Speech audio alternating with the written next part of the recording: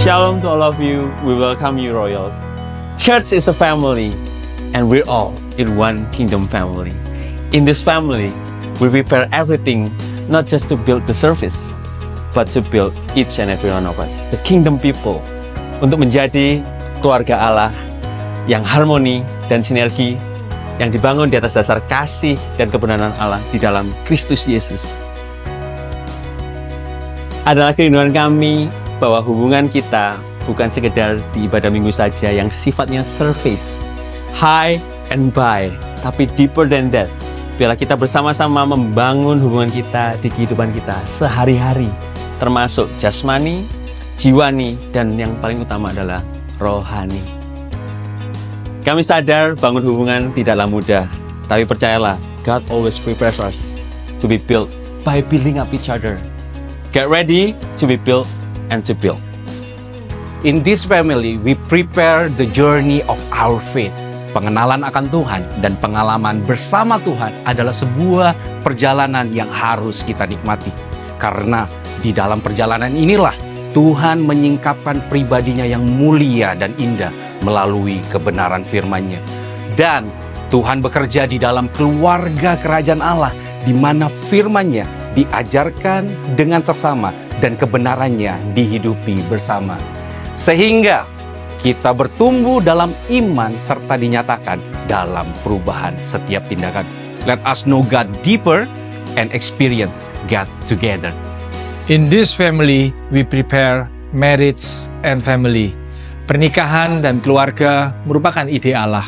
Oleh karena itu, kami hadir untuk mempersiapkan, memperlengkapi, dan mendewasakan setiap pasangan suami istri untuk mengetahui isi hati Kristus. So, Royals, izinkan gereja ini untuk mendorong setiap pernikahan dan keluarga yang ada untuk bergerak bersama-sama, menjadikan keluarga yang dewasa untuk mempersiapkan jalan Kristus menyatakan kemuliaannya bagi dunia ini. Strong marriage is the best foundation to prepare generation to glorify Christ. In this family, we prepare community. Tidak ada satupun dari kita dapat hidup sendiri. Tuhan menciptakan kita untuk hidup dalam komunitas. Kehidupan gereja bukan hanya kehidupan secara spiritual, tapi juga secara relasional. Tuhan ingin memakai kita untuk kita bisa membangun orang lain, dan orang lain membangun kita. Jadi mari bergabung dalam komunitas Royal, tempat kita bertumbuh, membangun, dan saling membentuk satu sama lain. Kami berharap kita dapat menjadi dampak untuk sekitar kita. Alone, we can do so little. Together in community, we can do so much for His kingdom. We're called to prepare our hearts and minds for what God has for us today. Get ready to get those, Royals. And these are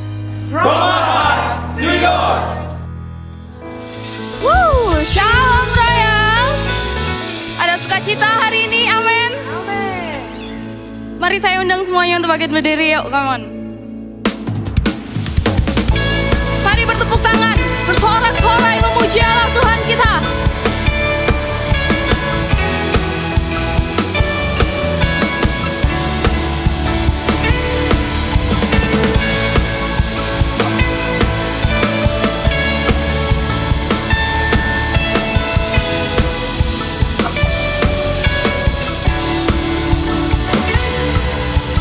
cerita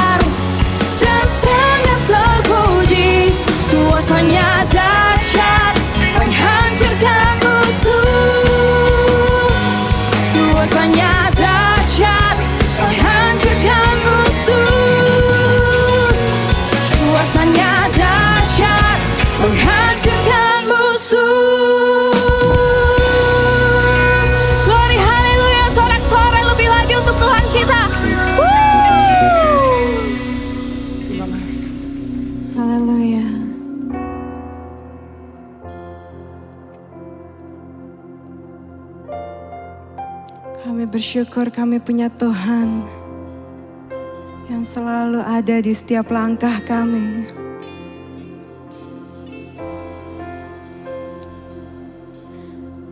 Biar di tengah pujian kami yang tidak sempurna Tuhan, Engkau berkenan. Dan biar setiap kata yang kami nyanyikan menjadi bukti penyerahan kami seutuhnya, sepenuhnya hanya kepadamu. Thank you Lord, terima kasih Tuhan. Kami datang menyembah Tuhan yang agung. Kami berserah penuh.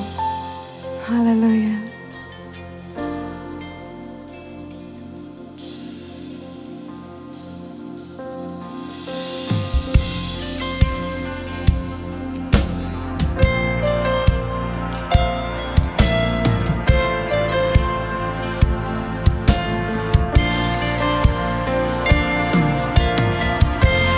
Terima kasih Tuhan. Kami mengatakan kami berserah penuh. Mari Royal sama-sama nyanyikan. Kau hadir di setiap langkahku,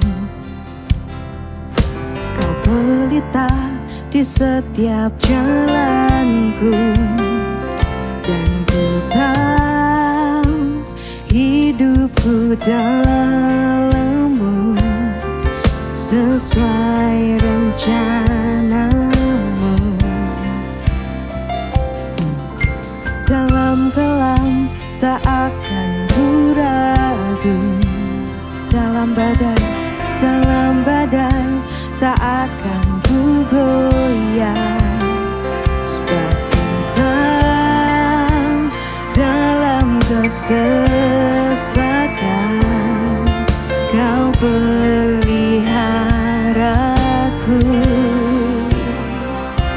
Mari nyatakan berserah kepadanya. Ku berserah penuh. Mari nyanyikan.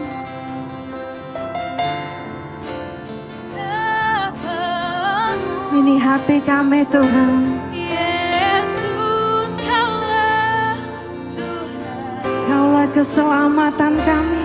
Kaulah keselamatan. Amin.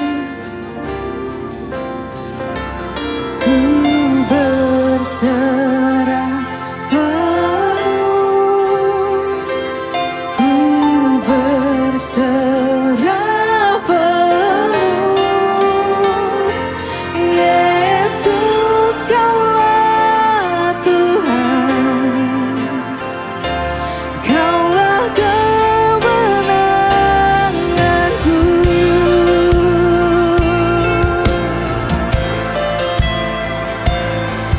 Oh, mari nyanyikan Royal. Kau hadir di setiap langkahku, Kau pelita di setiap jalanku, dan ku tahu hidupku dalam-Mu sesuai rencana-Mu. Di dalam kelam sekalipun, dalam kelam tak akan ku ragu. Sekalipun di tengah badai Tuhan, Dalam badai tak akan Amin, ku goyah. Sebab ku tahu dalam kesesakan Kau peliharaku.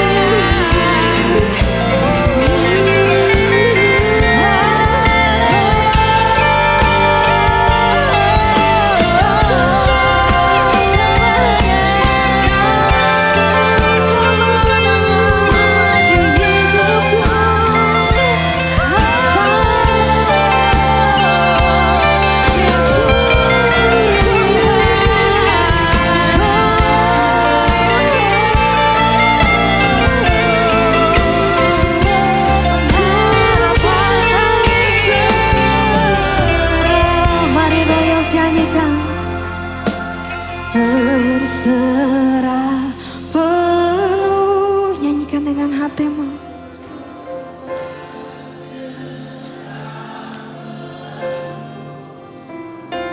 Yesus, Kaulah Tuhan, Kaulah keselamatanku. Kami berserah, ku berserah penuh, ku berserah penuh. Yesus, Kaulah Tuhan, Kaulah kemenanganku. Haleluya, mari sembahnya. Ku berserah penuh, kami berserah, ku berserah penuh. Yesus, Kaulah Tuhan, Kau keselamatan, Kaulah keselamatanku. Ku berserah penuh, ku berserah penuh. Yesus, Kaulah Tuhan, Kaulah kemenanganku. Yesus, Kaulah Tuhan, Kaulah kemenanganku. Mari nyanyikan Yesus. Yesus, Kaulah Tuhan. Amin. Kaulah kemenangan kami, Tuhan. Yesus, Kau kemenangan. Tuhan, Kaulah kemenanganku. Dia kemenangan kita. Yesus, Kaulah Tuhan, Kaulah kemenanganku.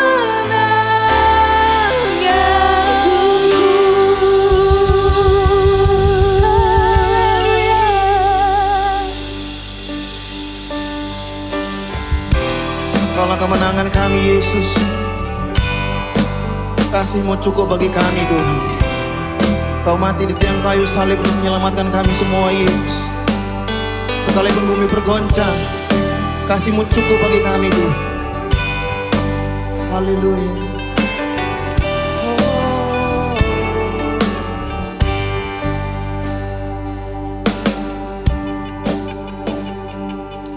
When the mountains fall and the sea turns around, but my words stay strong, says the Lord. When the world gets dark, feels broken heart, but my love won't fail, says the Lord.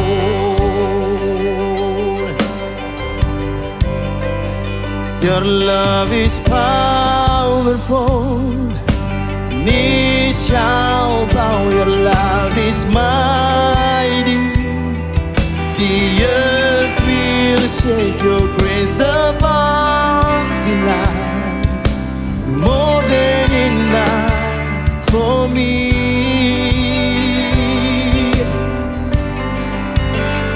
Jesus, you're able to break every chains, alive in your hand.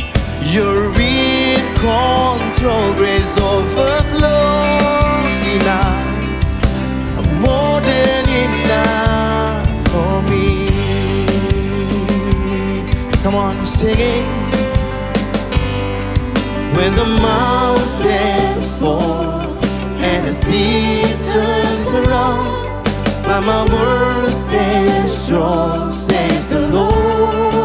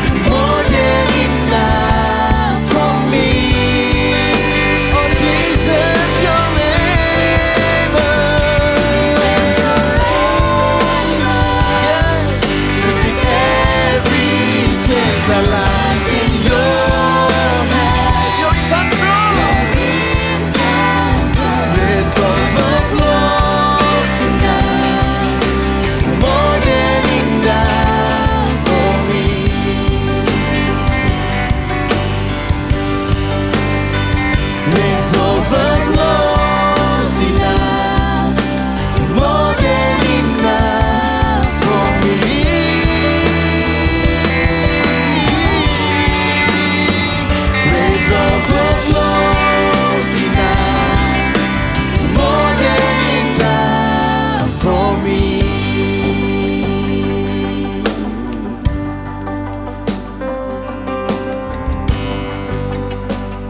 More than enough for me. Oh, more than enough. More than enough for me. Kasih-Mu cukup bagiku, Yesus yang kami agungkan, Yesus yang kami tinggikan, kami muliakan. Oh Jesus, we worship you Lord, we worship you Lord, we worship you Lord. Oh, sekalipun bumi berguncang, Kau tetap ada dengan kami Yesus. Kau berserta dengan kami Yesus. Kami memilih-Mu menjadi Tuhan di hidupku selamanya. Kau datang menghampiri kami, oh Yesus. Kau yang memilih kami jadi anak-Mu Tuhan. Kasih yang tak terbatas itu kami rasakan. Oh, haleluya. Maka jiwaku memuji-Mu Yesus. Oh Tuhan, datanglah kerajaan-Mu di muka bumi ini Tuhan. Biar kehendak-Mu jadi Yesus Tuhan. Oh haleluya, haleluya, we sing haleluya Lord. Keperkasaan-Mu dahsyat Yesus, Kau mulia, Kau agung, Kau berkuasa penuh di hidupku.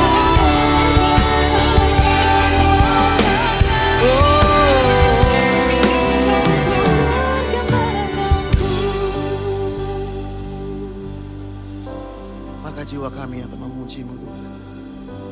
Ketika kami mengenal pribadi-Mu Yesus, ketika kami berjumpa pribadi dengan Engkau, maka hidup kami dipulihkan Tuhan. Ketika kasih-Mu menghampiri kami, damai itu kami rasakan Tuhan. Ketika cinta-Mu melebihi segalanya, memilih kami, mengangkat kami dari tempat yang paling buruk, mengangkat kami untuk jadi anak-anak kepunyaan-Mu Tuhan. Maka hari ini kami mau bernyanyi bagi-Mu Tuhan. Kami mau memuji-Mu Yesus. Come on. Haleluya Jesus. Then sings my soul, my Savior's come to Thee. Sama-sama dengan saya, come on. How great Thou art! Oh Jesus. How great Thou Then art! sing my soul. Then sings my soul, my Savior's come to Thee. Haleluya, haleluya, haleluya. How great Thou Oh, how great, how art! great. How great Thou Come on, art! singing again. Then sings My soul, my Savior God, to Thee. Oh, how great, how great, how great Thou art. How great Thou art. How great Thou art! And sing my soul. Then sings My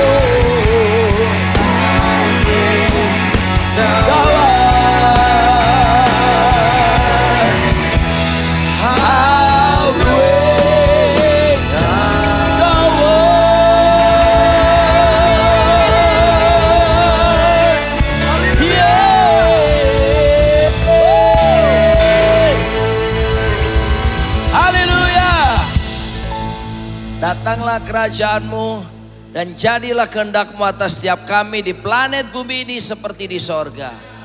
Nyatakan diri-Mu ya Tuhan lewat firman-Mu. Karena firman-Mu itu jauh lebih kuat, jauh lebih tajam dari pedang bermata dua manapun. Yang sanggup memisahkan roh dan jiwa, sendi-sendi dan sumsum, pertimbangan dan pikiran hati kami. Tolonglah supaya setiap kami nanti pada waktu pengadilan-Mu yang akan datang, jumpai setiap kami oleh anugerah-Mu. Didapati kami setia, hidup benar takut Tuhan, berbuat lebat bahkan tinggal tetap. Kami siap dengarkan firman-Mu. Dalam nama di atas segala nama, Raja di atas segala raja, Tuhan kami Yesus Kristus. Katakan amin. Amin. Silakan duduk kembali. Shalom semuanya.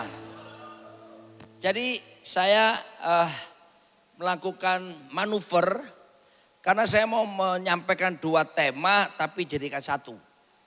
Pertama saya kirimkan tema sesuai tema bulanan Practicing Humility. Tapi ini masih suasana kebangkitan Kristus kan. Jadi saya mau jadikan satu, diramu dadi siji. Biarlah kalian bisa menikmati ramuan yang satu ini. Nah, ya, we are celebrating the most controversial person in the world. Betul gak saudara? Jelas kontroversi. Masa saudaraku dilahirkan dari seorang perawan tanpa melakukan hubungan seks yang hanya diberikan oleh benih Roh Kudus, itu kontroversi. Dalam sepanjang kehidupannya tidak pernah didapati berbuat dosa sekalipun. Dan dalam sepanjang kehidupannya dia melakukan karya-karya yang luar biasa yang sungguh-sungguh memberkati banyak orang. Bukan cuma karena mujizatnya dikerjakan. Bagaimana perhatiannya kepada orang miskin secara luar biasa. Bagaimana hati yang penuh empati kepada orang yang dipinggirkan oleh masyarakat pada waktu itu. Tapi dia justru datang untuk mereka. Dan bagaimana dia menghadapi sidang pengadilan.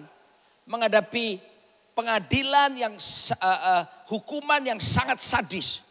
Ya, penyalipan itu hukuman tersadis, terbrutal, ya, yang diberikan di depan umum supaya apa? Menimbulkan efek kengerian. Bagi mereka jangan coba-coba lu buat pemberontakan, bikin masalah. Maka yang terjadi adalah hukuman yang terdahsyat pada waktu itu. Dan dia tidak pernah didapati berbuat salah. Dan dia tidak, bahkan saksi-saksi palsu dipanggilkan pun tidak pernah ada satupun yang bisa membuktikan kesalahannya. Kontroversi. Ya, lalu kemudian bagaimana dia mati. Tapi bagaimana dia bangkit pula. Kontroversi. Belum lagi nanti dia naik ke sorga.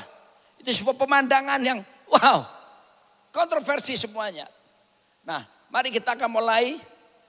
Bagaimana dia melakukan apa yang disebut dengan Via Dolorosa. Supaya kita semua bisa mengalami perubahan dan mengalami kemuliaan.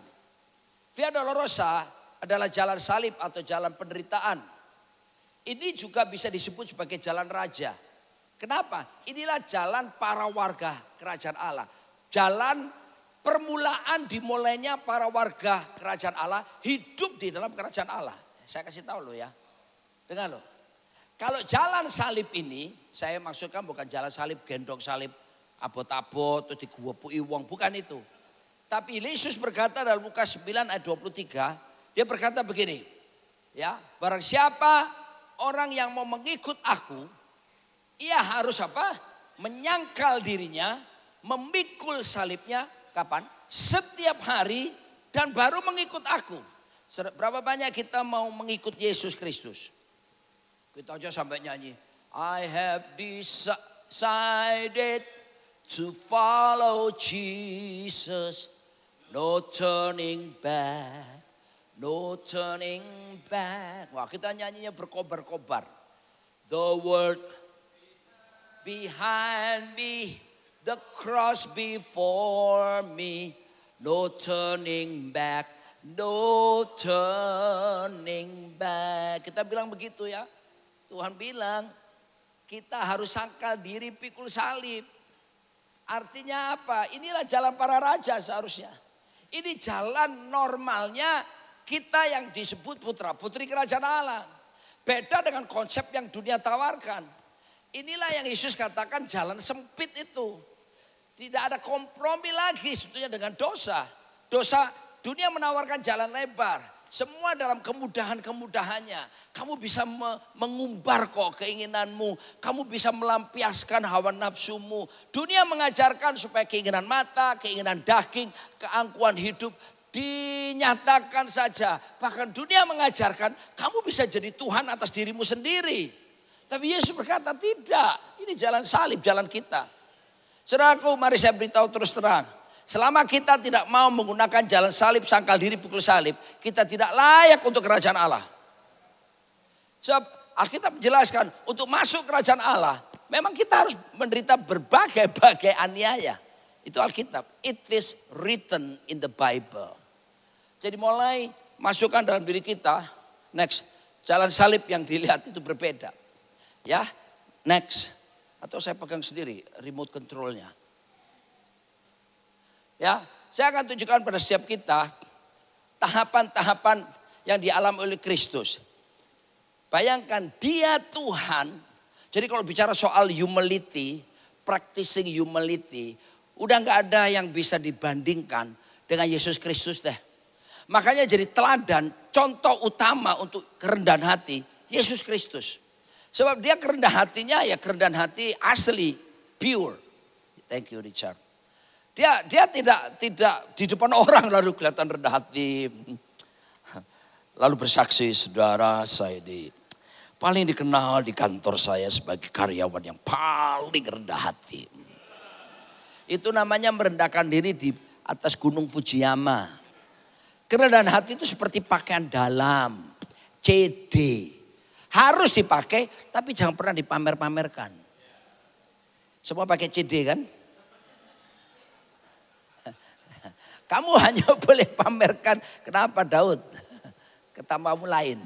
Mencurigakan. Loh, itu melok guyu pisan. Saudaraku, kita semua pakai celana dalam, enggak usah ditanyakan. Tapi kan enggak perlu dipertontonkan kan? Yesus.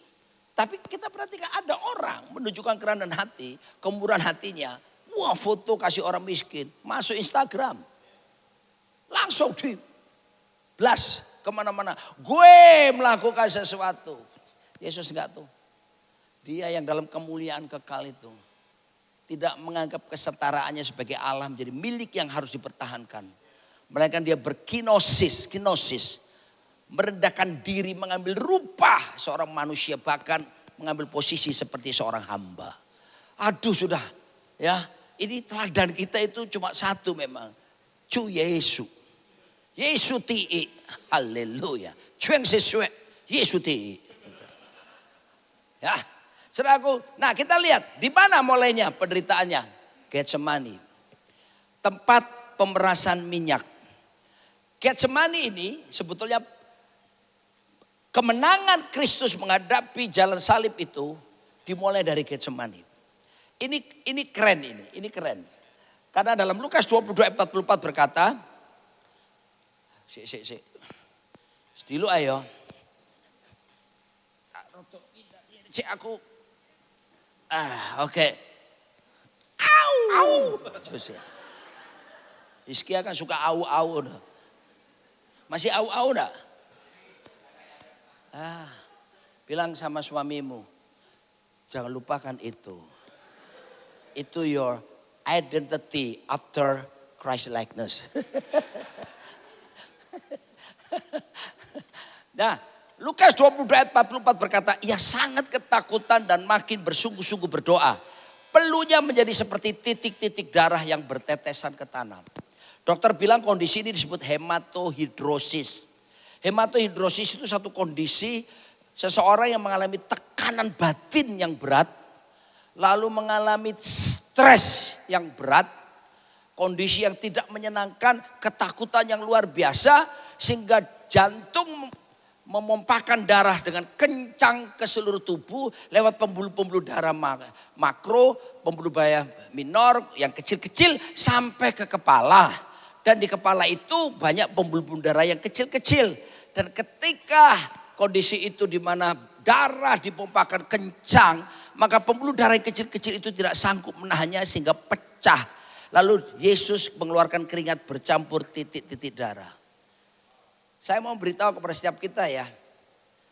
Kalau ada di antara kalian yang datang pada siang ini, kalian dalam kondisi yang mungkin Anda dalam tekanan berat. Anda dalam situasi sulit dalam hidup Anda. Anda sedang dalam kondisi di mana ada tekanan batin. Ini tekanan batin tuh ya. Bukan karena tekanan sesuatu berat secara fisik, ada tekanan batin itu berat sekali. Saya beritahu, Yesus pernah mengalami situasi seperti itu. Makanya, lagu ini cocok. Dia bisa mengerti situasimu pada saat sekarang ini. Tidak sampai di situ. Yesus ditinggalkan sama murid-muridnya. Sendirian. Berapa banyak kamu punya pengalaman ditinggalkan? Dulu kamu pernah tolong orang. Ketika orang itu susah. Tapi sekarang dia jaya. Kamu yang giliran susah. Orang itu melupakan kamu. Kamu merasa ditinggalkan. Mari saya beritahu. Yesus pernah mengalami situasi seperti itu.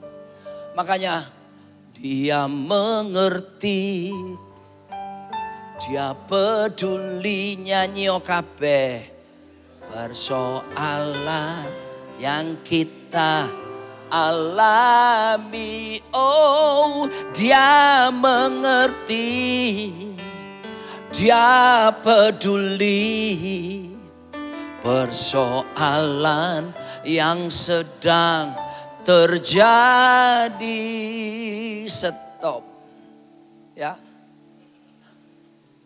Jadi saudaraku, udah gak usah berpikir terlalu jauh, pandang Yesus saja.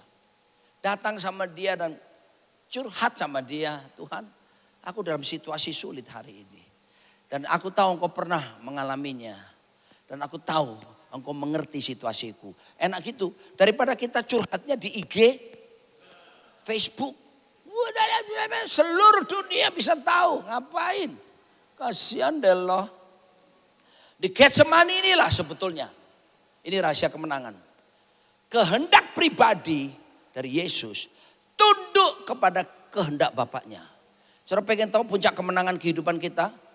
Bagaimana kita bisa, saudaraku, disebut berhasil dalam prinsip kerajaan Allah.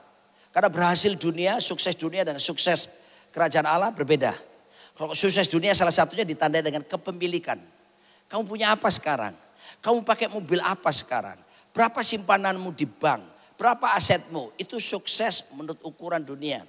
Tapi kerajaan Allah mengukur sukses bukan dari kepemilikan kita. Because there is no private ownership in the kingdom of God. Semua itu milik Tuhan seharusnya. Tapi kita aja gaya-gayaan. Kita merasa punya kita. Nah, mari saya beritahu. Sebetulnya sukses dalam prinsip kerajaan Allah ketika seseorang belajar menundukkan kehendak pribadinya supaya kehendak Tuhan yang terlaksana dalam kehidupannya. Sukses itu seharusnya adalah bagaimana kita men-synchronizing, aligning our will to the will of God. Kita mau sesuaikan, selaraskan supaya pikiran kita, perasaan kita, kehendak kita ini tunduk sepenuhnya supaya kehendak Tuhan terjadi dalam hidup kita. Itu sukses sejati. Lihat Yesus. Dia berkata, tuh, Bapa, jikalau sekiranya mungkin cawan ini lalu dari hadapanku, tapi jangan kehendakku yang jadi. Lihat itu. Not my will be done, but your will be done. Saudaraku, maaf ya. Ini rahasia sukses Yesus. Yesus tidak punya agenda pribadi. Bahkan Yesus tidak punya agenda tersembunyi apalagi. Agendanya cuma satu, kunci A. Yohanes 4 ayat 30 berkata, makananku ialah melakukan kehendak Bapa. Makananku ialah menyelesaikan pekerjaannya. Wow. Saya tahu usia-usia seperti kita ada banyak kehendak pribadi. Karena kita diberi free will. Ya, nggak salah ada kehendak, nggak salah. Karena kita punya kehendak bebas. Tapi akan lebih dahsyat kehidupanmu. Di bidang apapun, kamu seorang bisnismen, kamu seorang suami, kamu seorang yang bergerak di marketplace, atau apapun posisi saudara, dengar saudaraku. Kalau mulai dari hari ini, saudara membiasakan, saudara membuat satu gagasan baru dan gaya hidup baru mulai hari ini. Untuk selalu tiap hari mensinkronkan semua pikiran, perasaan dan kehendak kita. Supaya selaras sesuai dengan kehendak Tuhan. Saya beritahu, success is predictable my friend. Sukses dapat diduga. Perjalananmu akan disebut sukses dalam pandangan kerajaan sorga. Kenapa saya berkata sukses is predictable? Joshua 1 ayat 8 berkata, jikalau kamu memperkatakan, merenungkan firman Tuhan siang malam, maka 1, kamu akan bertindak hati-hati. 2, berhasil. 3, beruntung. Bukankah itu definisi sukses yang dunia sudah katakan juga? Halo? Bagaimana kita bisa disebut sukses kalau kita malas kita mau baca Alkitab? Itu satu prinsip dasar. Kita cuma baca Alkitab ketika hari Minggu kebaktian seperti ini. Dan ketika pendetanya pun yang ngajak baca. Kalau pendeta nggak ngajak baca, ya sudah. Saudaraku, saya ngomong gini nih karena saya praktekkan dalam diri saya. Saya nggak asal ngomong. Saya bertobat di Surabaya tahun 87. Saya masih kuliah di Erlangga Surabaya sini ambil jurusan akuntansi. Dan begitu saya bertobat waktu itu, penuh Roh Kudus. Dan saya berkata, Tuhan, aku mau mengetahui kehendak-Mu. Dan saya baca, saya berdisiplin pribadi. Belum jadi pendeta loh. Dan tidak ada keinginan jadi pendeta. Aku moh. Soalnya saya berpikir jadi pendeta, sakno, melarat-melarat. Jadi aku moh. Keluarga saya tinggal di Tretes. Keluarga sederhana semuanya. Jadi saya kepingin jadi orang kaya. Itu wajar kan? Saya ambil akuntan. Saya berpikir saya akan bekerja di kantor akuntan. Saya akan jadi akuntan publik punya kantor sendiri. Dan setelah saya bertobat. Tetap sih mau jadi orang kaya, tetap sih. Bukan tiba-tiba, aku tidak akan mau bekerja lagi. Nah, saya kerja di kantor akuntan juga. Tapi saya mempunyai gaya hidup baru yang saya buat disiplin. Saya baca Alkitab tiap hari. Sehingga setiap tahun selalu selesai Kejadian sampai Wahyu. Kejadian sampai Wahyu. Waktu aku kuliah, waktu aku kerja, Kejadian sampai Wahyu. Selesai semuanya. Saya disiplin pribadi. Saya tidak punya pikiran jadi pendeta. Sampai satu hari Tuhan panggil saya, tinggalkan semuanya. Termasuk pekerjaan, cita-citamu jadi akuntan publik, bla bla bla. Tinggalin semuanya. Berikan hidupmu sepenuh waktu. Ya nangis aku. Aku ngomongin nani hokeo. Aku ngomongin hokeo. Oh Tuhan. Nangis aku Tuhan. Betul suara itu kuat di sini. Aku datang sampai saya ngelesot, ngelempo saudaraku di lantai. Karena aku kepingin jadi orang kaya. Pandangan saya itu pendeta itu miskin gitu loh. Sakno yo pikiran cupluk waktu itu. Apa yang terjadi saudaraku? Saya nyerah, saya bilang oke Tuhan. Kalau engkau memang, saya sadar soalnya hidupku bukannya aku lagi. Tapi Yesus hidupku. Nyanyi. Hidupku bukannya aku lagi. Tapi Yesus dalam. Lebih keras. Hidup. Tapi Yesus dalamku. Loh, saudara sadar gak bahwa saudara sudah dibeli dengan harga yang lunas dibayar? Saudara sadar gak bahwa saudara ini sebetulnya bukan milikmu lagi. Kamu miliknya Yesus. Jadi terserah bosnya mau bikin apa buat kita. Seharusnya logika berpikir sederhananya kan gitu kan. Arek iki tumben kok rodok telmisis yang iki. Ngene lho rek. Kalau kamu punya bos di kantor, dia kasih gaji kamu bagus, fasilitas bagus semuanya, kamu berhak kan mengikuti perintah bos. Coba kamu lawan perintahnya. SP1, SP2, dan pesangon 3 bulan. Betul kan? Itu logika berpikir kita dalam marketplace biasa. Lo ini dibeli. Dituku, lunas, tanpa angsuran, tidak ada istilah mortgage anymore. Berhakkah dia meminta sesuatu supaya kamu jadi seperti yang dia inginkan? Ya jelas loh. Makanya saya berkata, yes Lord, nyerah aku. Jadi pendeta. Pak Arifi tak telepon, Pak, aku iling. Itu masih pakai telepon tuh. Kenapa Roni? Tuhan panggil saya sepenuh waktu Pak. Terus Tuhan suruh saya ke Bali Pak. Pak Arif bilang, welcome to Bali Roni. Ya sudah, berangkatlah saya. Saudara, dari situ saya belajar, not my will be done, but your will be done. Saya bersyukur. Aku tidak pernah kekurangan makan.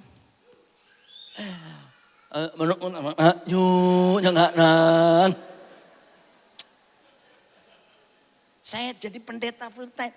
Pak Arifi bilang, Roni ingat ya, kita tidak boleh pendeta pegang uang. Kita harus ada gembala, ada bendahara, tim keuangan. Terus gimana Pak? Kita gembala digaji tiap bulan. Maksudnya Pak? Mencukupkan dirimu dengan gajimu. Wih. Saudaraku, ya wes tak jalanilah. Sampai hari ini saya terima gaji per bulan. Dan mari saya beritahu, gaji bulanan saya tidak akan pernah bisa mengkuliahkan anak-anak ke Amerika. Kalau lewat gaji. Tapi buktinya anakku telu lulusan Amerika kabeh lho kok iso ya. Beyond BYD imagination.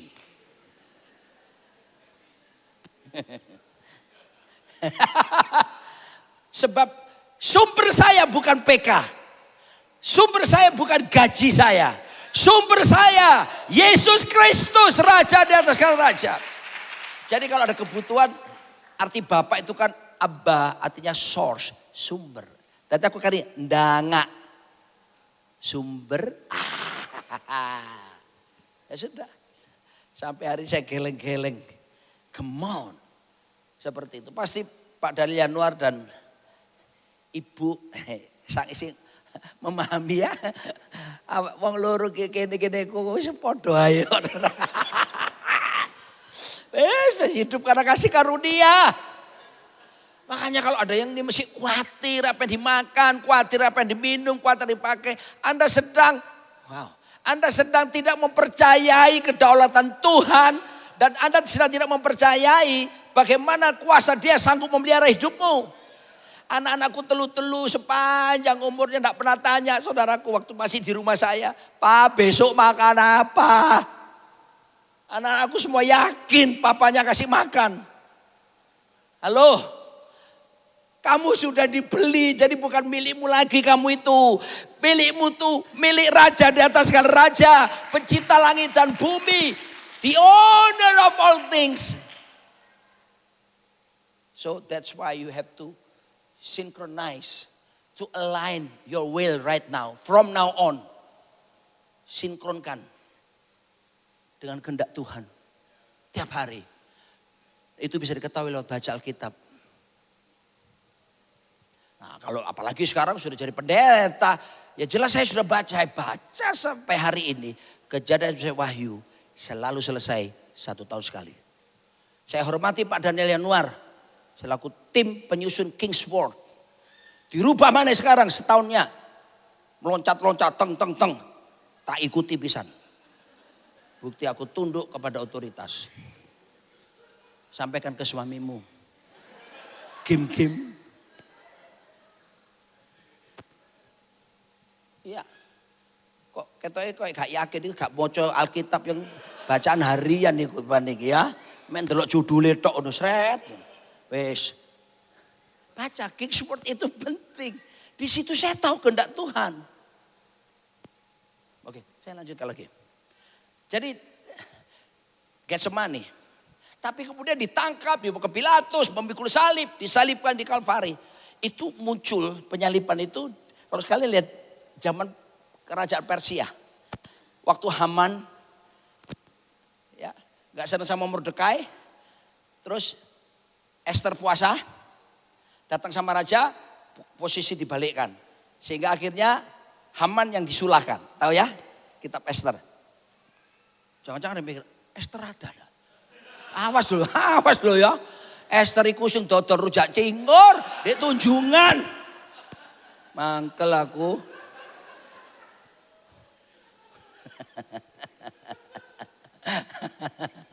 Oprek arek-arek Surabaya ki ajane. Nah. Lalu zaman dulu gini loh. Orang itu dibunuh dulu baru digantung. Terus Kartago, Yunani, semua sama prinsipnya. Tapi begitu Romawi memerintah, konsepnya dirubah. Bukan dibunuh dulu baru digantung, tapi dibiarkan hidup sampai mati digantung. Nah Yesus seperti itu hukuman maksimal, tersadis. Ya, nah kalau seandainya orang pas digantung salib ini, gak mati-mati, Cik. Alias bahasa Ibraninya kejet. Enak bahasa Surabaya. Aku gak bisa ngomong kejet-kejet kok Jakarta, gak ngerti mau kejet-kejet. Maka sebelum matahari terbenam, dia harus mati. Caranya gimana? Dipukul, dipatahkan tulang keringnya. Bayangkan. Penjahat di kaki sebelah Yesus digitukan kan. Yesus mau digepuk gak situ soalnya sudah mati duluan. Karena penyiksaan sebelumnya dahsyat banget. Dengar saudara. Pertanyaan mendasar. Idenya dari mana itu penyaliban seharusnya? According to me. Aku tuh merenung di Jakarta. Saya sadar. Idenya ini di Kejadian 3:15. Waktu Adam jatuh dalam dosa dengan Hawa. Lalu Tuhan bilang sama si iblis. Keturunan perempuan ini akan meremukkan kepalamu. Keturunanmu akan meremukkan tumitnya. Cross. Idenya dari Tuhan sendiri. Kenapa? Begini. Saya akan jelaskan. Dosa itu konsekuensinya maut. Pasti maut. Sudah. Tapi harus ada penyelesaian. Harus ada pertukaran, harus ada pembayaran supaya maut itu tidak terjadi. Dan itulah yang nanti akan kita lihat. Itu yang dikerjakan Yesus buat kamu dan saya. Kita lihat lebih lanjut. Yesus tidak membalas kejahatan dan kejahatan. Seharusnya kita pun demikian bukan? Kalau dia mau kalau dia mau dia bilang gini. Waktu prajurit-prajurit Romawi itu gila-gila meludahi dia, kasih mahkota duri. Kalau dia mau dia bilang gini. Panggil malaikat. Cut! Siap! Sikat! Amblas saudaraku. Tapi dia mau lakukan kan. Dia tidak membalas kejahatan. 1 Petrus berkata dia tidak membalas caci maki dengan mencaci maki. Come on. Dia tidak membalas. Seharusnya hal yang sama buat setiap kita. Because we are a human being who naturally spiritual and also spiritually natural. Kita ini makhluk jasmani yang rohani. Sekaligus makhluk rohani yang tinggal di tubuh jasmani. The real us is our spirit, not our body. Betul gak? Kalau saya kuburkan orang, ratusan kali aku nguburin orang mati. Saya selalu pesan gini. Saudara, hari ini kita mengantarkan jenazah Pak ini atau Ibu ini. Tapi ingat loh ya, suatu hari kita akan diantarkan oleh orang yang masih hidup. Setuju gak? Karena semua orang pasti akan mati. Tinggal tunggu gilirannya. Kasih tau kiri kananmu. Tunggu giliranmu. Wedi mati. Siapa? Rujak aja enak Pak. Oke. Lalu peti itu entah masih di atas atau sudah diturunkan. Satu hal yang saya sering lakukan, pasti Pak Daniel lakukan juga. Kita yang punya pengalaman nguburkan orang mati, kita ambil tanah kan. Brek. Lalu tanah ini kita lemparkan ke peti mati. Keluarga tidak protes, tidak marah. Tidak akan, loh sembarangan, tidak ada hormat. Tanah kok dilemparkan? Enggak. Karena waktu kami lemparkan, kami ngomong gini. Dari tanah, kamu kembali ke tanah. Tapi rohmu, kembalilah kepada penciptamu. Betul kan? Jadi, sudahlah. Tidak usah balas-balasan lah. Jangan Anda kalau Anda kebaktian di sini kurang ajar. Arek iku gaya aku 1-0. Tito nono yo. Tak gaya 11-1. No. Mengampuni itu gaya hidup kerajaan Allah. Sangkal diri, pikul salib. 1, 2, 3. Sangkal diri, pikul salib. Ngomong enak Pak Pendeta. Ngerasa no iki lho. Jalan salib adalah gaya hidup kerajaan. Bukan aku lagi, tapi kita.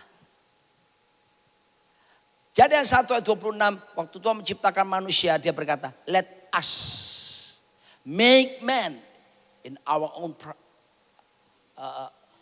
image and our likeness. Jadi kata us, let us, Elohim, itu Father, Son, and Holy Spirit. Jadi kalau kamu jalan kerajaan, sangkal dari pikul salib, udah gak bicara aku lagi. Oh, pelayanan ini tidak akan maju kalau udah ada saya. Itu bukan gaya hidup kerajaan. Nah iso lah. Kita bisa ada sampai ini tentu bukan karena cuma satu orang. Ada orang-orang yang bersama-sama menjadi super team yang bergerak. Bukan one man show, tapi super team. Ini gaya hidup kerajaan Allah. Amin. Haleluya. Jadi saling apa? Saling mengampuni, saling memberi, saling melayani, saling memperhatikan, saling. Jangan ada di sini, kok ada gak perhatikan aku? Aku itu kurang apa? Ya kurang perhatian.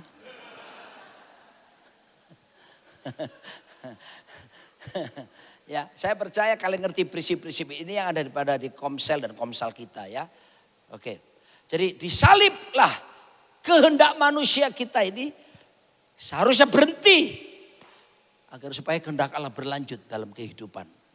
Jadi kalau orang belajar sangkal diri, aligning to the will of God, synchronizing to the will of God, itu sedang berkata, kehendak pribadiku selesai, tapi kehendak Tuhan terjadilah. Loh Pak, saya punya cita-cita seperti ini. Ya, Tuhan hargai itu kok.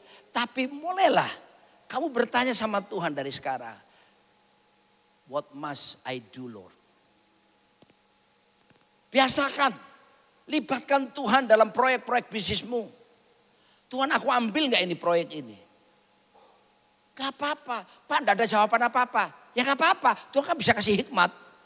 Ojo, stantainya, kenapa aku nantretes lah, Topo. Do you know Topo? Semedi. Kenapa? Tunggu jawaban Tuhan, aku ambil proyeknya atau enggak. Enggak sampai segitu kali. Kalau kamu sudah berdoa, give me your wisdom, your will. Let me know Lord. Misalnya. Terus enggak ada apa-apa. Sudah, percayalah. Tuhan juga bisa memberi kita hikmat untuk buat keputusan. Roma 8 ayat 18 berkata, sebab aku menganggap bahwa penderitaan-penderitaan pada saat sekarang ini tidak dapat dibandingkan dengan kemuliaan yang akan dinyatakan kepada kita. Gak bisa. Makanya Sangkal diri pikul salib itu gaya hidup kerajaan. Kenapa? Nanti di sana hadiahnya kemuliaan yang hebat.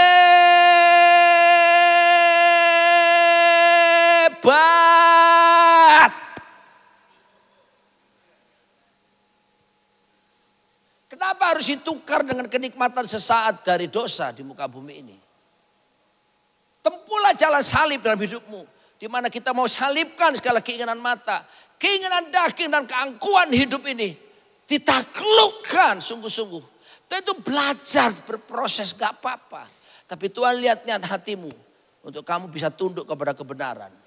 Maka kamu akan melihat kemuliaan besar disediakan.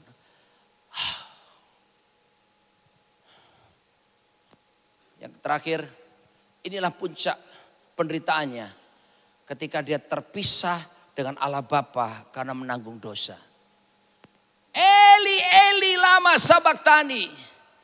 Ini puncak penderitaan. Kenapa? Begini. Kalau yang tadi, kena cambuk apa semua, menderita sekali. Tapi ini puncak penderitaan. Kenapa? Terpisah dengan Bapanya. Sebelumnya, Yesus dengan Bapa selalu satu. Bapa dengan Yesus selalu satu. Tapi dengar, Bapa Maha Kudus, Yesus juga tidak pernah berbuat dosa. Sehingga Yesus karena tidak berbuat dosa dan tidak pernah didapati berbuat dosa, Yesus tidak bisa mati. Hanya dosa yang membuat orang jadi mati. Yesus tak pernah berbuat dosa, jadi dia tidak bisa mati. Jadi seharusnya Yesus tak pernah bisa mati. Tapi saya kembali ke cerita dari awal.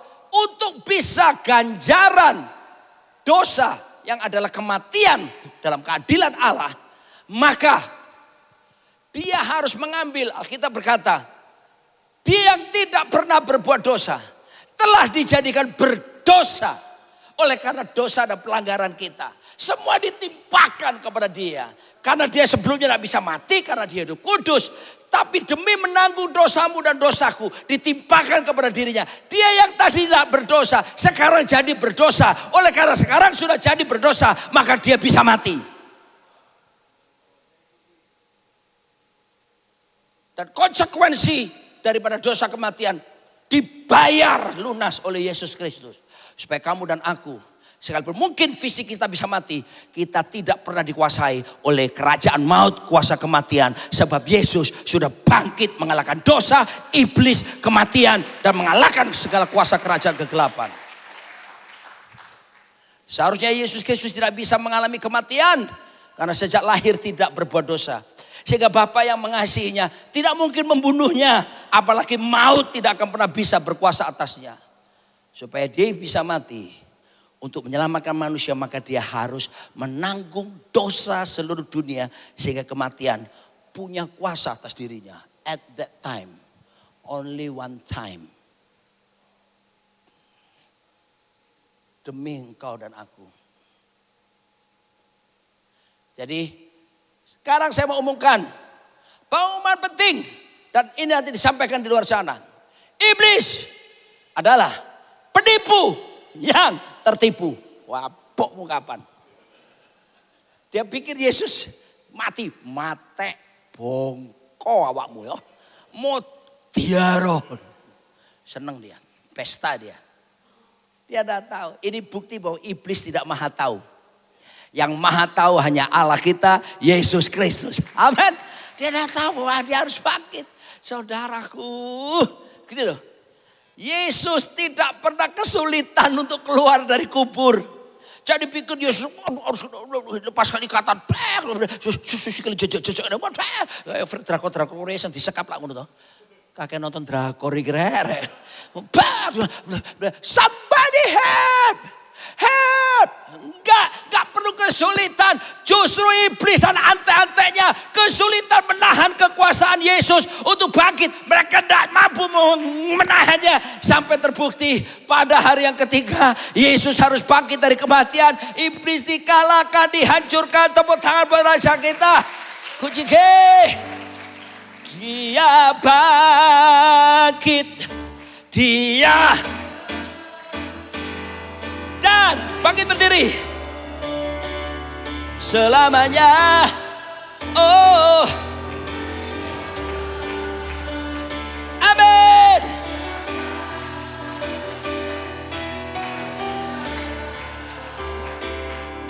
kebangkitan Tuhan kita. Kebangkitan Kristus adalah suatu pagi hari yang memalukan dan memilukan bagi kematian, bagi iblis. Lalu kalau gitu mati gimana? Saya belajar Mr. Daniel Januar Tanu Jaja. Dia satu kali khotbah di Malang, mertuaku meninggal. Dia khotbah, what is the meaning of death? Ush. Tak tulis, nah, tak cuplik khotbah. Pastor Daniel bilang, death di luar Yesus Kristus, D-nya desperate. Amin. Putus asa. End of everything. Surabaya ini ngomong, entek. Hanya agony, kekejaman terjadi. Terror. And then hell. Tapi buat orang percaya mati adalah tutup mata di bumi, meleknya di surga. Tutup mata, 1, 2, 3. Melek. Masih di royal. Karena kamu belum mati. Pak Daniel Januar bilang, death dalam Kristus. D-nya, dalam rumah Bapakku banyaklah tempat. Banyak tempat, duduk kaplingan. Ya ampun, di Jakarta ada gereja yang mengajarkan jemaatnya ribuan. Kalau kamu kasih persembahan lebih banyak, itu sama dengan kamu kirim bahan bangunan buat rumahmu di sorga. Come on man. Yesus bilang tempat duduk kapling. Iku pasti pendetanya punya background pedagang. Pakai transaksional gitu. Rumah di sorga gak bisa dibeli karena persembahanmu. Halo. Saya heran, mau ngapa memanipulasi jemaat dengan cara seperti itu mendapatkan duit. Diajari jalan salib. Gak ngerti ya salah dewe kan ngono toh. Tapi orang ngerti jalan salib. There is no private ownership in the kingdom of God. Oh iya ya. Semua ini yang ada padaku milik Tuhan. Kalau Tuhan suruh melakukan sesuatu ya. Bosnya DE kok. Masa tak empet-empet. Do you understand? Empet.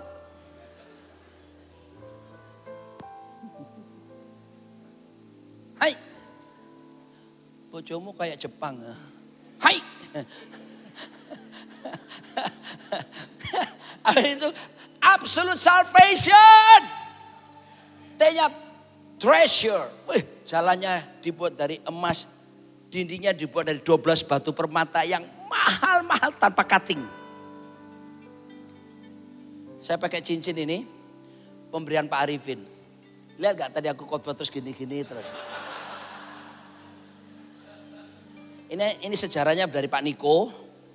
Setelah Pak Niko dikasihkan ke Pak Arifin. Setelah dari Pak Arifin dikasihkan ke saya. Ini ada sejarahnya. Di sana nanti, siapa sih gak duit cincin berlian, gak punya kalung apa. Wes tenang aja lah. Ya, nggak mesti harus itu jadi hal yang utama ya. Karena aku dikasih, ya aku tidak beri dong. Aku hormati pemberiannya. Tapi nanti tersedia semuanya itu. Dan akhirnya kataannya apa? Sudah. Kebangkitan Kristus dari kematian membuktikan bahwa kematian tidak lagi memiliki hak untuk memerintah atas umat manusia. Tuhan Yesus Kristuslah. Tidak ada tokoh di muka bumi berkata, I am the resurrection and life. Semua tokoh hebat, pengajarannya bagus-bagus, lalu mati, gak bangkit-bangkit. Ada orang pernah mati, bangkit, tapi mati lagi. Tapi Yesus Kristus pernah hidup lalu mati. Dan dia bangkit dan tidak pernah bisa mati lagi. Dia memerintah sebagai raja. Dialah Tuhan kita, dialah raja kita. Katakan sama-sama, sebab dia hidup. Oh, ada hari sebab dia hidup. Ku tak gentar. Oh, karena ku tahu dia pegang hati.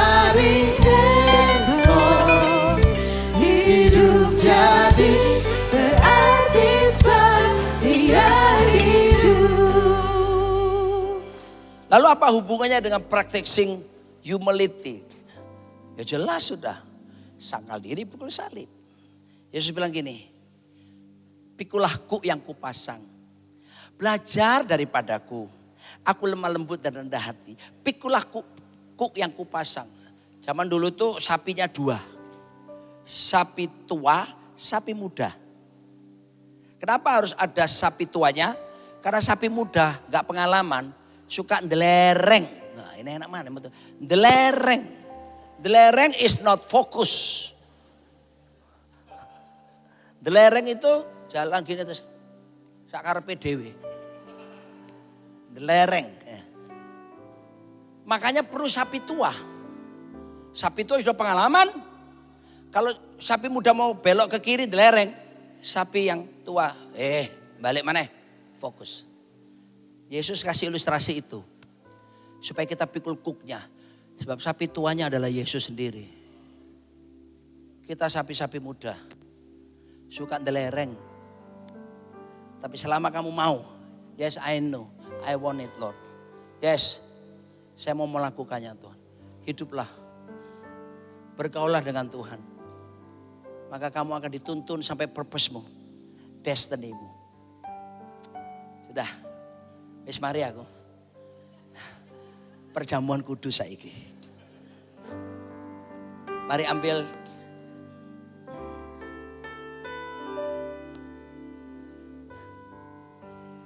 Jadi kalau ambil roti sama ambil anggur nanti, kamu harus ngerti jalan salib loh ya. Sangkal diri, pikul salib. Not just a ceremonial in our church. That is powerful. Kita harus bersekutu dengan satu pribadi yang wow. Dan darahnya menyucikan, menguduskan, membenarkan, melindungi. Terima kasih, kita angkat.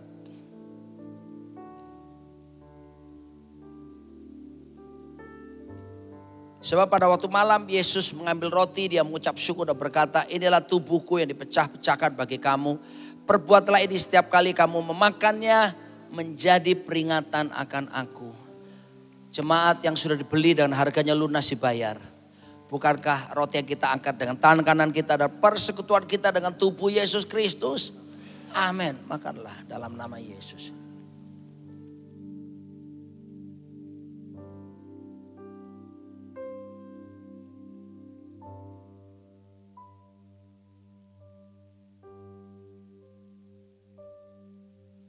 Sembari kamu angkat ini, tolong ini jangan dipotong ya, masih rangkaian khotbah saya tadi. Hati-hati, bedakan tujuan salib dengan dampak salib. Dampak salib adalah kita ditebus. Dampak salib adalah iblis dikalahkan. Dampak salib adalah kutuk kita diganti berkat. Dampak salib adalah kita bahagia dan sebagainya dan sebagainya dan sebagainya. Tapi tujuan salib adalah mengembalikan kembali kita kepada tujuan awal kenapa kita diciptakan. Supaya kita berjalan dalam keserupaan dengan Kristus dan kita bisa memerintah dengan sebagai raja di planet bumi ini. Hati-hati ya, iblis sekarang pekerjaannya membelokkan kita yang seharusnya melihat tujuan kepada dampak. Waktu kamu angkat ini katakan, Tuhan, biarkan kau seperti sapi tua yang membuat saya tidak berpikir tentang dampak terus menerus, dampak salib. Tapi membuat saya terfokus kepada tujuan. Dan malam itu pula dia mengambil cawan yang di dalamnya berisi anggur. Dia berkata, cawan ini adalah cawan perjanjian baru yang ditumpahkan bagi kamu. Perbuatlah ini setiap kali kamu meminumnya menjadi peringatan akan aku. Bukankah cawan ucapan syukur yang di dalamnya berisi anggur adalah persekutuan kita dengan darah Yesus Kristus? Amin. Minumlah dalam nama Yesus. And now let the weak say, Hallelujah. Say I am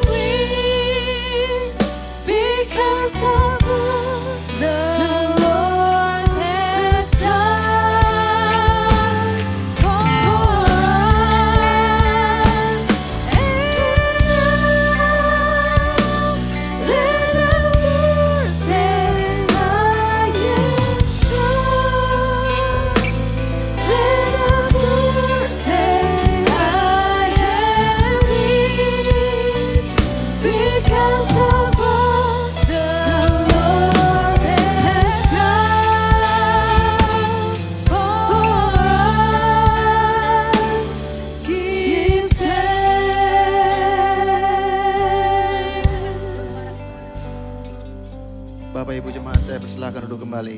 Kita akan mendengarkan suara gembala. Terima kasih.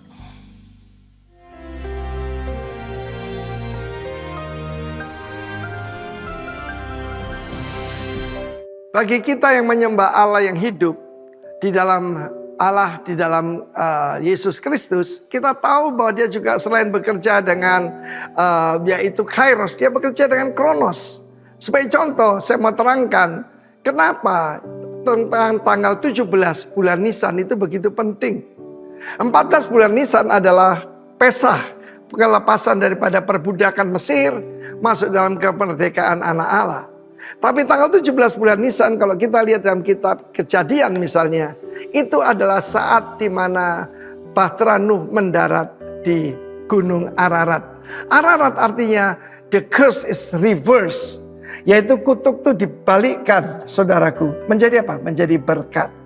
Saudara yang kasih Tuhan, itu yang dilakukan Yesus Kristus. Dia menanggung kutuk. Dia sengaja memilih kematian di atas kayu salib. Itu kematian yang paling terkutuk. Tergantung atas langit dan bumi. Dan saudaraku, supaya apa? Supaya berkat Abraham sampai kepada bangsa-bangsa lain. Tanggal 17 Nisan yang lain adalah ketika bangsa Israel melalui Laut Teberau. Ini suatu yang sangat dramatis dan ini bukan dongeng. 17 bulan Nisan dan saat penguburan Firaun dan seluruh tentaranya di dalam Laut Teberau itu, Yamsyub. Tetapi juga saudaraku, tanggal yang sama adalah tanggal di mana bangsa Israel menyeberangi sungai Yordan untuk masuk ke tanah yang dijanjikan, dipimpin oleh Yosua. Yosua dan Yesus itu nama yang sama. Artinya the God of the saving cry. Kara. Saudaraku, He's still the God of the saving cry. Ketika orang berkata Yesus masuk ke Yerusalem, Hosana. Apa itu Hosana itu? Save us. Selamatkan kami. Dan pada tahun ini begitu banyak kesulitan, tapi Allah kita yang telah bangkit, namanya Yeshua, the God of the saving cry. Dan satu lagi yang paling penting yang kita baru rayakan minggu yang lalu adalah kebangkitan Yesus Kristus dari antara orang mati. Firman Allah mengatakan dia telah turun ke bumi yang paling bawah. Bukan neraka ya, tapi dunia orang mati di dalam bumi. Dan dia melepaskan para tawanan. Dan dia naik ke surga. Yaitu 40 hari kemudian saudaraku. Ya, 40 hari kemudian. Dan 10 hari kemudian perayaan Pentakosta. Roh Kudus datang. Dan bangkitlah gereja Yesus Kristus. Jadi sekali lagi, the curse will reverse into blessing. Dan juga saudaraku, laut kematian, laut Teberau diseberangi. Saudaraku, Yarden itu artinya menurun. Atau juga sungai kematian dilewati juga. Dan terakhir, kebangkitan Yesus Kristus yang merubah dunia. Cuma ada satu manusia yang adalah Allah menjadi manusia. Banyak orang mau ngaku jadi Tuhan. Saat ini di India ada seorang wanita mengatakan dia seorang dewi. Dan banyak orang nyembah dia, saudaraku. Dan itu semua, saudaraku, tidak benar. Karena cuma ada satu yang bisa bangkit dari kematian. Karena itu jangan lupa bahwa kalau Yesus dibangkitkan, kita juga akan mengalami kebangkitan. Bukankah itu luar biasa, saudaraku? Kita akan dilepaskan dari perbudakan dunia ini, Mesir. Dan kita juga akan mengalami kemenangan demi kemenangan di tanah yang dijanjikan. Dan satu lagi, kita tidak perlu takut lagi kematian karena ada resurrection factor. Saya ketemu seorang teman saya, seorang ibu dari Filipina. Waktu kita kenalan, saya bilang, my name is Timotheus Arifin. Dia bilang, my name is Rex. Ya saya kaget, menarik ini Rex ini. Rex itu kalau bahasa Latin raja kan, tapi ternyata namanya resurrection, saudaraku.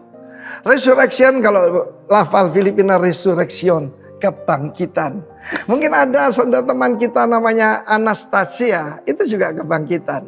Kiranya kuasa kebangkitannya bekerja pada kita. God bless you. Amin. Amin. Shalom Royals. Siapa yang terberkati dengan firman Tuhan yang telah dibagikan oleh Pendeta Roni Daud Simeon, boleh lambaikan tangannya.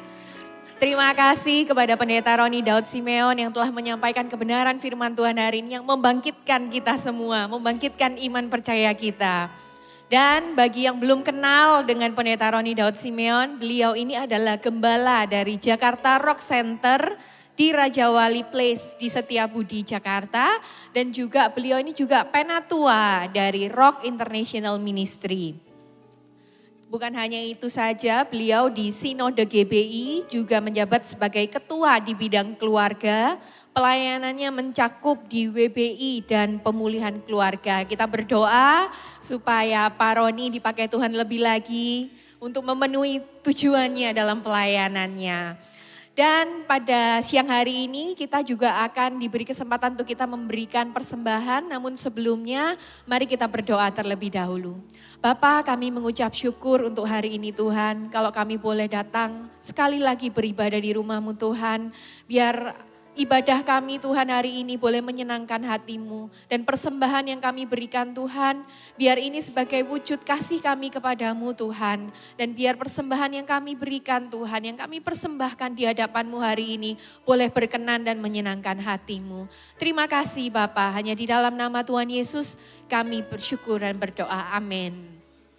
Bapak Ibu Jemaat bisa memberi persembahan melalui kantong persembahan yang diedarkan oleh rekan-rekan Asher, atau yang lebih prefer melalui QRIS atau KRIS, boleh scan QRIS yang tertera di layar.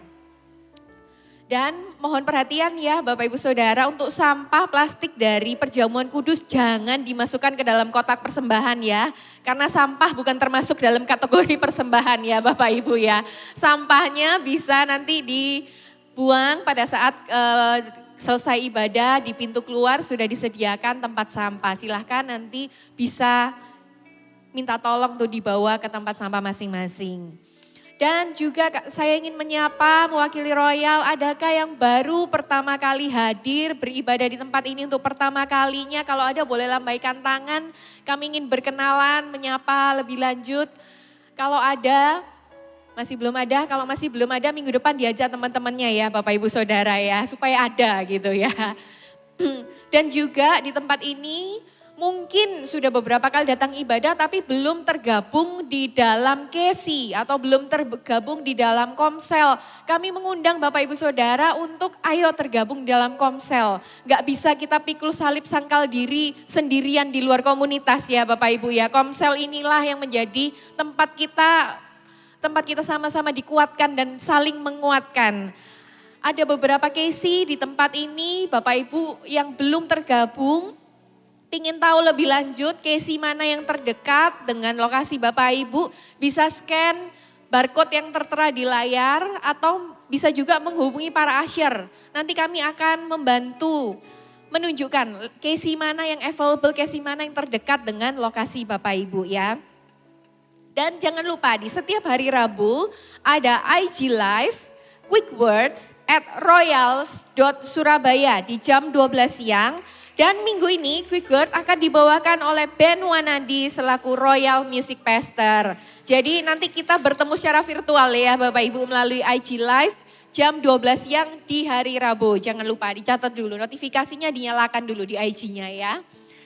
Kemudian next week preacher kita akan dilayani oleh Pendeta Daniel Januar Tanujaya apa Tanujaja ya tadi ya kata Pak Roni ya. oleh gembala kita sendiri yaitu oleh Rock Surabaya Lead Pastor. Jadi pastikan minggu depan Bapak Ibu hadir juga bersama-sama dengan kita. Dan Royal juga akan membuka pendaftaran Believer Class 2025. Believer Class ini adalah spiritual journey class yang pertama untuk para jemaat boleh tertanam dan berkomitmen tumbuh bersama-sama di Royal.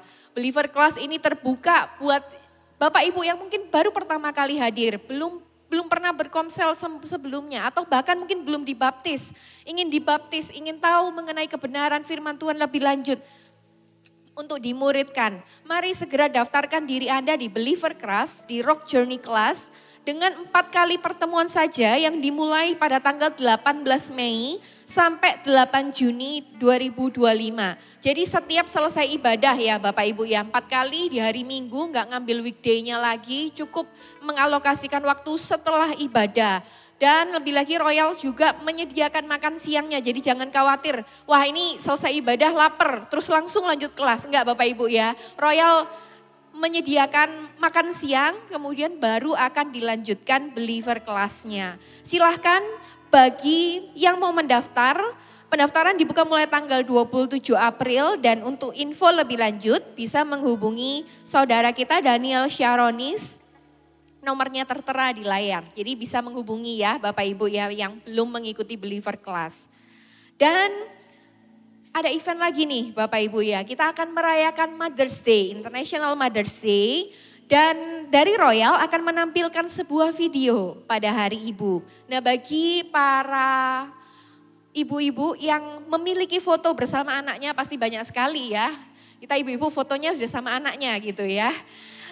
Bisa mengirimkan fotonya melalui direct message atau DM ke IG @royal.surabaya untuk nantinya akan dikompilasi oleh tim Royal dan ditampilkan di International Mother's Day pada hari Minggu 11 Mei. Jadi boleh tuh mulai sekarang dipilih foto yang bagus dengan anak-anaknya, boleh dikirimkan untuk nanti dikompilasi bersama pasti menjadi sesuatu video yang bermakna.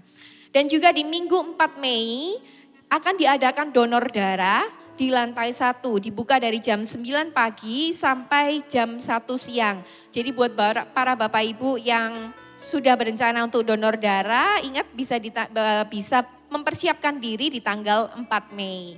Dan jangan lupa setelah ibadah ada hospitality yang disediakan dan hari ini yang disediakan adalah puding Oreo gitu ya. Jadi nanti setelah ibadah kita boleh ketemu sama-sama, kita boleh ngobrol, kita boleh makan bersama-sama. Sekian pengumuman minggu ini, Tuhan Yesus memberkati.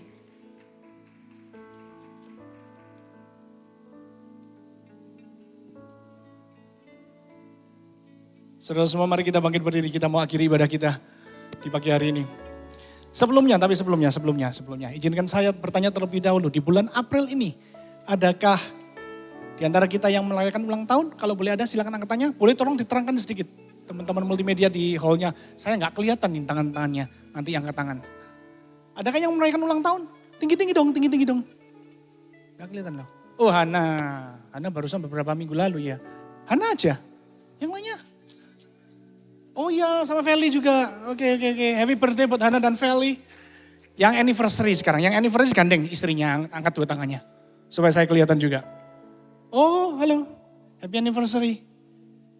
Ada lagi? Siapa? Yongki Maria. Oh iya. Oke. Yuk kita berdoa buat teman-teman kita yuk. Happy anniversary ya by the way ya. Yuk kita berdoa buat teman-teman kita yang merayakan ulang tahun dan anniversary juga. Tuhan terima kasih buat saudara-saudara Royals Tuhan yang hari ini merayakan ulang tahunnya dalam bulan ini. Engkau yang terus memberkati mereka Tuhan. Berkat pengenalan akan pribadimu Tuhan. Itu semakin hari semakin ditumbuhkan. Sehingga mereka terus mencintai Engkau Tuhan. Sehingga ketika ada salib harus mereka pikul Tuhan. Mereka mulai memikulnya dengan begitu sukacita dan begitu dengan senang hati. Sebab anugerah-Mu menguatkan mereka dari hari ke hari Tuhan. Terima kasih, tumbuhkan pengenalan yang baru. Tumbuhkan sukacita mereka, tumbuhkan iman mereka Tuhan. Sehingga Tuhan kehidupan mereka Tuhan semakin hari semakin mempermuliakan nama-Mu. Semakin hari dibawa kepada satu signifikanan menuju kepada signifikanan yang lain Tuhan. Terima kasih Bapak, buat teman-teman kami juga. Setiap pasangan-pasangan yang celebrate anniversary mereka Tuhan. Hamba-Mu hari ini berdoa Tuhan, kiranya Kristus menjadi batu karang yang teguh di mana mereka membangun fondasi kehidupan mereka Tuhan. Sehingga ketika ada badai datang, ada hujan yang menerpa mereka Tuhan. Tetap pernikahan mereka kuat. Fokus pernikahan mereka hanya kepada Kristus sendiri. Terima kasih Tuhan. Sekarang saudara semua mari kita angkat tangan kita. Kita mau terima berkat Tuhan di pagi hari ini. Kiranya Tuhan memberkati engkau. Tuhan melindungi engkau. Dan Tuhan memberkati engkau di dalam satu iman kepada iman yang baru. Dan buat engkau mengalami kuasa kematian dan kebangkitan Kristus menjadi bagianmu. Yang membuat engkau semakin hari menjadi serupa dengan Kristus. Terimalah berkat yang terbaik dari kerajaannya. Turun memberkati engkau semuanya mulai hari ini sampai selama-lamanya. Seluruh warga kerajaan yang hari ini kita sudah terima berkat Tuhan. Dan kita pulang dengan kemenangan. Kita mau sama-sama katakan. Amin. Tuhan Yesus memberkati. Happy Sunday all. See you next week, Tuhan Yesus memberkati kita Royal. semua.